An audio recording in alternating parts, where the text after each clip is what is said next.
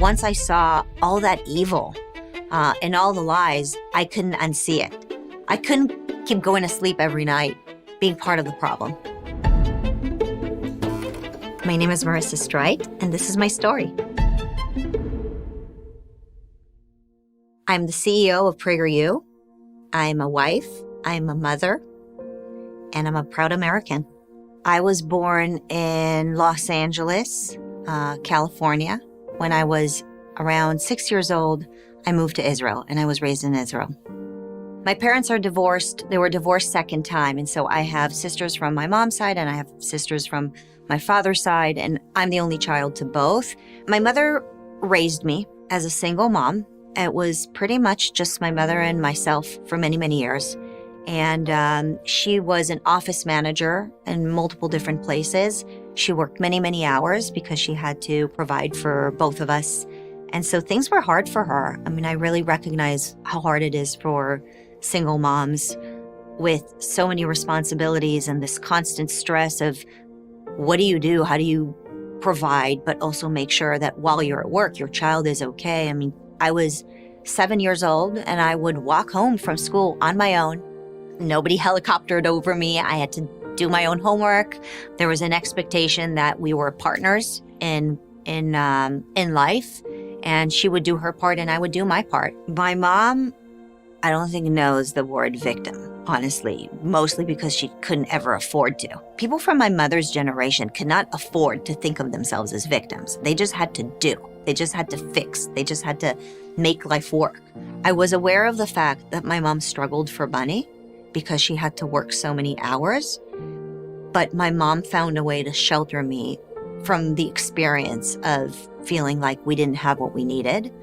And also, we had the perspective that you don't really need that much. You really don't need that much. Mostly what you need is what's up here. And that's pretty much what stayed with me. I was in Israel for a little over 10 years. So I lived in Israel from ages 6 through 21. I served in the Israeli military in a small unit in the intelligence forces.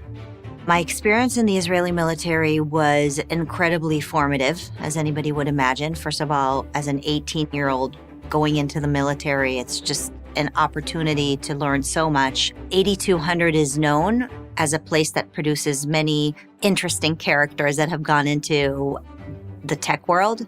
And so I had the chance to serve in that unit, and it was just incredible. Growing up in Israel, going to high school in Israel, serving in the military, I always knew that I was going to go back home. I always knew that I was going to go back to the United States. While I was in college, I taught Hebrew school, and I just loved it. I loved working with kids. I loved the authenticity. I loved the opportunity of working with growing minds. And when I graduated from my master's, I became a headmistress of a small private Jewish school. I remember being on this phone call with a friend of mine who ran a public school, and she was venting to me about how she needs to place a teacher in an eraser room. An eraser room? Why do you have to put her in an eraser room? She's terrible. Just fire her. She literally, you just told me she shows up to 4th grade class and she kicks her feet up on the table and watches on an iPad and just ignores the kids. Fire her immediately. And my friend said, no, you can't fire her. She's protected by the teacher unions. I have to put her in the eraser room. And I said, you can literally fire a bad plumber and you can't fire a bad 4th grade teacher? This is lunacy. It's crazy. Aren't the teacher unions supposed to protect the kids? And she said, no, the teacher unions are supposed to protect the teachers. And so I heard that, and it was just a wake-up moment for me. I figured out that I needed to get educated about what's going on, because politics, it's not just over there in Washington. A lot of it is over here in your classroom with those 4th grade kids who are suffering and the right people are not advocating for them. So for me, what I witnessed as an educator, once I saw all that evil and all the lies, I couldn't unsee it.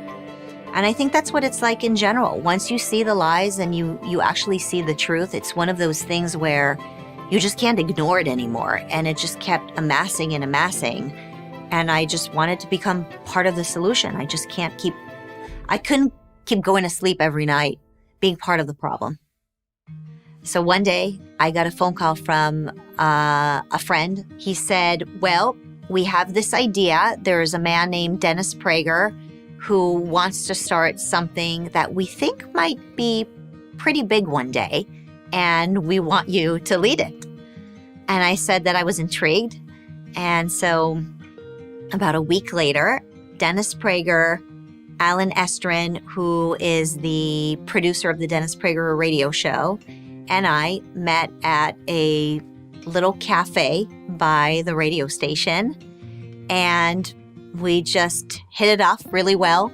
Alan said that he hired me because I appeared to be fearless, and I was maybe one of the only candidates that wasn't intimidated by Dennis. You know, sometimes I think about how random the different skill sets that I have, and I just can't not think that God had a hand in grooming me for this position. PragerU started in my kitchen. I'm more of a kitchen person, not a garage. So PragerU started in my kitchen, and I basically had a laptop, and we had a few independent contractors who we worked with closely. Some of them have become employees over the years. And we started making a few random videos here and there. And those few random videos became this big digital media enterprise. How do I juggle 3 kids, family life, right now 80 employees, PragerU, all the work we do? I have an amazing team that supports me, whether it's my chief of staff or the people on the production team and the marketing team are incredibly helpful and incredibly supportive. And of course, I have the support at home. I have my family that supports me, my husband, my mom, my sisters, and I just take it one step at a time. You know, I just find myself taking a deep breath, inhale, exhale, and just keep going. Just keep going.